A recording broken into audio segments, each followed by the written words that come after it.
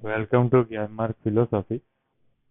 आज हम एरिस्टोटल की जो फिलोसॉफी है उसको कंटिन्यू करेंगे। पिछले लेक्चर में हमने फॉर्म एंड मैटर की थियरी को देखा था। आज देखेंगे थियरी ऑफ नेचर। एरिस्टोटल एक नेचुरलिस्ट जो नेचुरल और नेचर का लवर माना जाता है, और एक नेचुरलिस्ट भी बोलते हैं उनको। तो उन्होंने थियरी ऑफ नेचर दिया, उसमें एक पिरामिड की अवधारणा की। एक पिरामिड जिसमें सबसे टॉप के ऊपर मैटरलेस फॉर्म है, यानी कि फॉर्म ऑफ ऑल फॉर्म्स, जिसे गॉड भी बोला गया है।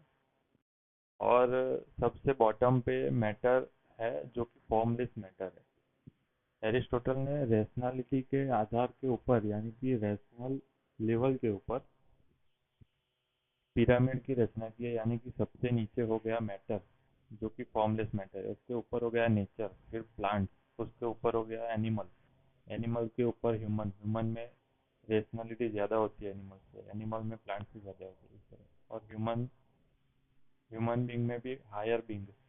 और उसके ऊपर, सबसे ऊपर जो है वो है एब्सोल्यूट फॉर्म, यानी कि मैटरलेस फॉर्म, जिसे एक्टस पुरुष भी बोलते हैं, एक्टस प्यूरुस। इस तरह एक थियरी ऑफ नेचर एरिस्टोटल ने दिया। अभी यह थियरी ऑफ एरिस्टोटल तो हो गया, लेकिन एक क्वेश्चन ये आता है कि does Aristotle successfully replace plateaus theory of forms. UPSC में अगर ऐसा क्वेश्चन आए तो उसमें क्या पॉइंट्स लिखने हैं कि एरिस्टोटल प्लेटो की थियरी को रिप्लेस करने में सक्सेसफुल हुआ कि नहीं हुआ। तो पहले तो ये है कि जो एरिस्टोटल ने एक्टस प्यूरुस बताया है, जिसमें उन्होंने मैटरलेस फॉर्म की बात की है, तो फिर उनका फॉर्म वो मैटर से डिफरेंट हो गया, यानी कि इंडिपेंडेंट एग्जिस्टेंस हो गया। तो ये फिर उनकी जो फॉर्म और मैटर दोनों सेपरेट नहीं हो सकते, और ओनली मेंटली सेपरेट हो सकते हैं, ऐसा एरिस्टोटल ने बोला था। तो उनकी थियरी के कॉन्ट्राडिक्ट हो जाएगा। मैटरलेस फॉर्म यानी कि फॉर्म अकेला रहेगा, तो वो कॉन्ट्राडिक्ट हो जाएगा। दूसरा एक पॉइंट ये है कि एरिस्टोटल ने ऐसा बताया है कि ये फॉर्म जो है वो मैटर से इंडिपेंडेंट एग्जिस्ट कर सकता है सिर्फ थॉट्स में, रियलिटी में नहीं। तो अगर थॉट्स में फॉर्म मैटर से इंडिपेंडेंट रह सकता है, तो फिर वो तो प्लेटो का जो यूनिवर्सल और एब्स्ट्रैक्ट ऑब्जेक्ट ऑफ थॉट्स, यानी कि थॉट्स में यूनिवर्स है, तो ये तो उसके सिमिलर हो गया। फिर तीसरा ये है कि प्लेटो ने बताया था कि आइडिया ऑफ गुड है वो cause of world of opinion, यानी कि वर्ल्ड ऑफ मैटर का जो कॉज है वो आइडिया है, आइडिया ऑफ गुड।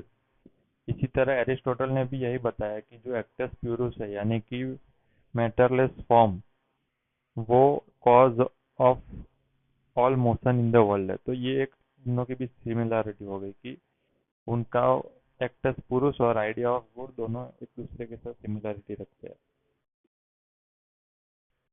और फिर एक बात ये है कि एरिस्टोटल ने ये बताया कि ये जो मैटर है, यानी कि सीड, और उसका फॉर्म है ट्री। तो जो क्ले और पॉट का एग्जाम्पल है, तो उन्होंने बताया कि क्ले वो रॉक के लिए इफेक्ट है, यानी कि फॉर्म है, और पॉट के लिए वो मैटर है। तो फिर तो दोनों चेंजेबल हो गए, और ये सब्सटेंस बना हुआ है मैटर और फॉर्म से। तो फिर दोनों, एरिस्टोटल ये बताते हैं कि ये जो मैटर है वो एक सबस्यूम फॉर्म ऑफ सबस्यूम फॉर्म है। मैटर एक फॉर्म का पार्ट ही है। तो अगर दोनों चेंजेबल हो गए, तो फिर सब्सटेंस भी चेंजेबल हो जाएगा। तो फिर उसको थियरी ऑफ चेंज समझाने के लिए, जो सब्सटेंस, जो अल्टीमेट रियलिटी इंडिपेंडेंट है, वो अनचेंजेबल है, तो वो चेंजेबल हो जाएगा, तो फिर वो कॉन्ट्राडिक्टरी हो जाएगा।